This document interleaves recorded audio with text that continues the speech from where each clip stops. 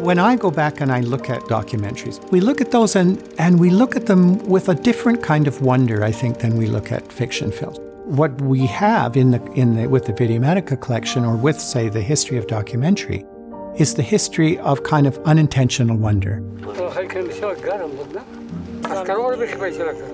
We see the most marvelous things, and the real magic in many respects for me of cinema is in those moments of documentary that are not scripted, that could never have been constructed. The fact that many of these films are not available any longer, that many of them have not been digitized, that many of them are not available on Netflix, say, or on some other format, means that for our students, this is a wealth, this is a great wealth.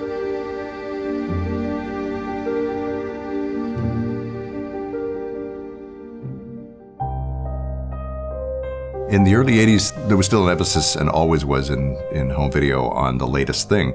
But some companies were catching on that they should release their back catalog.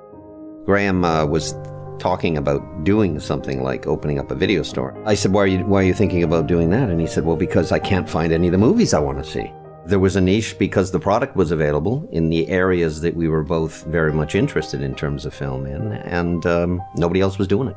Yeah, I complained to Brian that every video store I'd been in seemed to be run by a used car dealer who didn't know anything about movies, and their taste was reflected, and there was something wrong that there was no stores for film buffs, so that's what motivated it. And we did have a common like, especially of classics and foreign films, so we thought, well, chances are if we like it, somebody else will too. But let's do it somewhere central, like Kitsilano, where people can get to us, and see if we can make a go of it. And that's kind of how it got started, you know. Just when I'd opened Videomatica, I'd never rented a video before, which was kind of interesting. I swear you didn't have a TV. I mean, it was... No, I had a TV. Oh, you did? But I was always in the movie theater. Black and white, probably. When we started, I don't think we even had any documentaries. Then when the resurgence of documentaries came along, yeah, then we got into it big time because we're just following that trend. We've learned to fly the air like birds. We've learned to swim the seas like fish.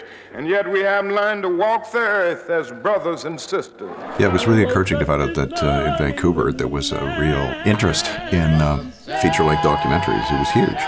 And we had a huge wall of them, and really happy to see that go to SFU. This osterizer is doing something no blender ever did before. So what we'd like the public to know about the Videomatica collection is that it didn't just disappear off the face of the earth. This great arrangement, so the documentary collection came to SFU. It's here to be used. You can come up and look at it in the library if you got a borrower's card. And for alumni to know as well, because a lot of alumni forget that they've got library borrowing privileges once they graduate. The Videomatica collection can, my guess is it could help almost anybody in a sense, depending on what your angle is. Clearly, in the film studies and film production side of things, this is a really remarkable collection. Certainly students in communications will use this because they have documentary courses there.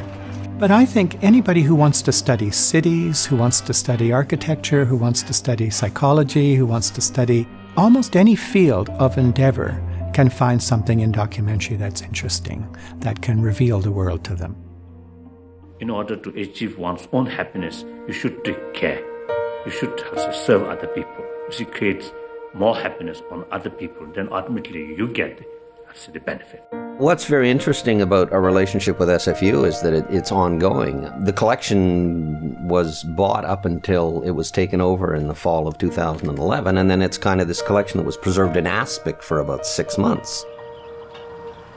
In just conversations with different people from SFU, we expressed interest in continuing to help grow the collection from the time we'd stopped buying for it up until the current date and into the future. So it's an alive collection. It's not this historical only collection.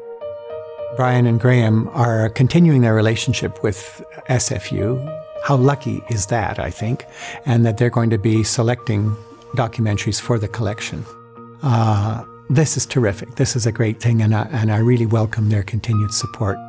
And that they believe in the collection, and that they believe in our students, of course, and our faculty, so that they want to make the collection as good as they can.